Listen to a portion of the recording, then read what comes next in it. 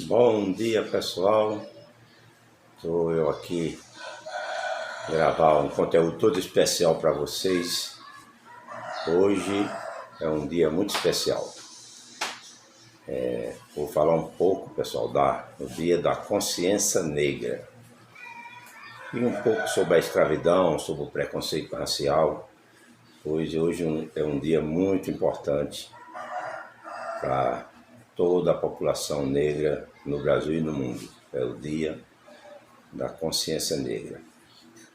O Dia da Consciência Negra, pessoal, foi oficialmente instituído pela Lei 12.519, no dia 10 de novembro de 2011. Foi criada a lei, o Dia Oficial da Consciência Negra. O Dia da Consciência Negra também foi criado em homenagem ao maior líder do quilombo de toda a história, do quilombo dos Palmares, Zubim dos Palmares. O quilombo dos Palmares era negro que fugia das fazendas, ia para dentro das matas como fugitivo e reunia-se e montava o chamado quilombo. O quilombo dos Palmares ficava na Serra da Barriga, na antiga província de Pernambuco, que hoje é União dos Palmares em Alagoas, depois que os estados foram divididos, né? Porque na época não existia o estado de Alagoas, era só a província de Pernambuco. Por isso o quilombo dos Palmares era na Serra da Barriga, na província pernambucana, mas hoje é quilombo dos Palmares, fica em Alagoas, União dos Palmares. Na época o quilombo dos Palmares teve em torno de 700 pessoas, liderado pelo grande líder de guerrilheiros dos negros africanos na época, o Zubim dos Palmares. Ele foi morto aos 40 anos de idade, em 1695. Mas aí, pessoal, além de falar desse dia tão especial, da consciência negra, tinha a época dos escravos. Dos escravos já foi diferente. Por volta do ano de 1500 já começou o primeiro navio com os portugueses chegar ao Brasil e eles começaram a escravizar os índios. Eles tinham a tal de umas bandeiras, que bandeira era aqueles caras que captavam os índios e para tentar escravizar. Mas eles diziam que os índios eram preguiçosos, não servia para ser escravo. E eles descobriram na época que já estava sendo exportado os negros para outros países, Inglaterra, Alemanha, França, e eles resolveram que era muito mais lucrativo escravizar os africanos, né? E de alguns países da África, os negros vinham num navio negreiro para atravessar todo o Oceano Atlântico para chegar no Brasil, e muitos não resistiam. Muitos morriam, que vinham em condições precárias no porões dos navios, e uma quantidade enorme morria no trajeto, e ali eles eram jogados dentro do mar, era descartado. Era um período muito nojento, que o ser humano era embarcado como se fossem animais, em situação terrível, e a maioria não resistia. E quando chegava ao Brasil, pessoal, somente começou ali na Bahia, Rio de Janeiro, Pernambuco, onde tinha muitos senhores de engenho. Aí os negros eram vendidos na feira, que nem animais. Olhava os dentes, aqueles que eram mais saudáveis, e ali os atravessadores que traziam esses negros vendia como fossem animais na feira. Eram os donos de café, de cana-de-açúcar, de fazendas, comprava, uns eles botavam para o trabalho doméstico e outro para trabalhar em fazenda, em colheita de café, canas-de-açúcar, trabalho, serviços domésticos, e gado, cuidar do gado, né? Geralmente era escravizado. Na época eles montavam, Sueli, como fosse a casa grande da fazenda, onde ficava os donos e os empregados, entre aspas, né, que eram os escravos domésticos, e com todas as suas mordomias, e construía um galpão enorme, onde era chamado de senzala. E era tudo amontoado, a comida que servia para eles era a base de milho, chamava de angu, e aqueles que se rebelavam, eles levavam o tronco, acorrentava, batia até a exaustão, que era para que os outros não se rebelassem. Então o castigo era dado dessa forma para que os outros não se atrevessem a se rebelar. Tinha que trabalhar como louco, de manhã até a noite, apanhando, sendo chicoteado e sem poder reclamar. Assim era a vida nojenta dos senhores de donos de escravos na época no Brasil.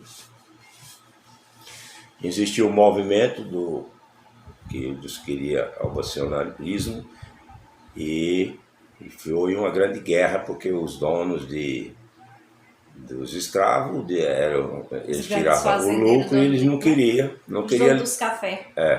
não queria que acabasse com a mão de obra escrava, né? Mas o movimento já tinha acontecido nos grandes países da Europa e chegou aqui no nosso Brasil. O Brasil foi o último a acabar com a escravidão, através da princesa Isabel, mas não tinha jeito. Ia ter que, até que foi criada uma lei que o navio que fosse pego com escravo pagava uma multa enorme, e eles não estavam podendo mais trazer por causa da multa, e até que, através de muita pressão de fora, não foi do Brasil, de fora, a princesa Isabel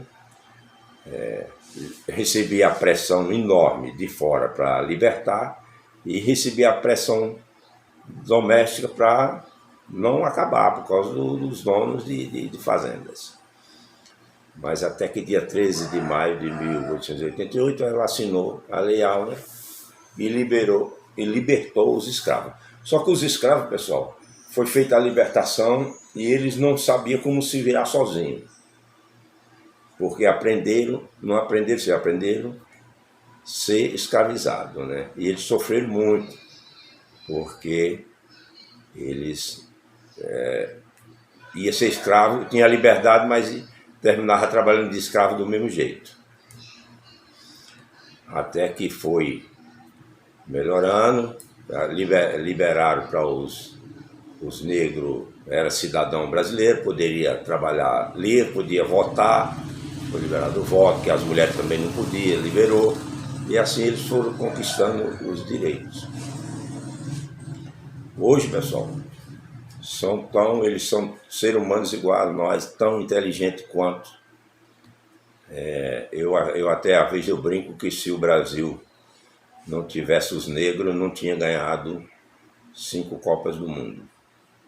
Porque a tirar como o maior jogador de todos os tempos, de toda a história, é negro. Edson Arantes do Nascimento. Mas teve grandes figuras negras na literatura, na música, no futebol, no Supremo Tribunal de Justiça, né, com Joaquim Barbosa. Eu vou citar algumas personalidades negras, né? Joaquim Barbosa, Tribunal de Justiça, Pelé, jogador de futebol, Coutinho, grande centroavante da época também, com Pelé no Santos, tantos e outros negros, jogadores maravilhosos. Na música, a grande rainha do samba, Alcione, Martinho da Vila, tem tantos, né? Tantos cantores famosos, né? Com que representa atrizes, né? Atrizes brasileiras maravilhosas, negras. Então, eu sou um povo muito inteligente, como qualquer outro. É apenas a época dos donos de escravo, que eu nunca vi gente ter dono, né? Mas na época fazia isso com eles, mas eles são... E não é à toa que o Brasil é um país hoje totalmente misturado, né? Pra você ter uma ideia, a Bahia, a maior população da Bahia é negra, né? Pernambuco, como teve muitos escravos, a população também é muito misturada. Rio de Janeiro nem se fala.